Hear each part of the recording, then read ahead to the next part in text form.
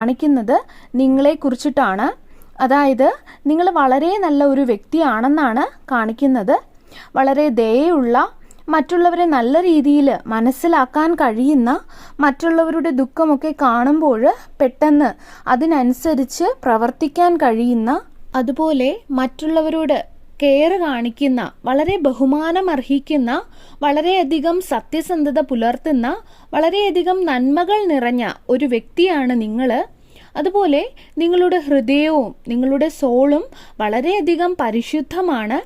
ദൈവാനുഗ്രഹത്താൽ നിങ്ങൾക്ക് ഒരുപാട് നല്ല സ്വഭാവങ്ങൾ അല്ലെങ്കിൽ നല്ല ഗുണങ്ങൾ നിങ്ങൾക്ക് കിട്ടിയിട്ടുണ്ട്.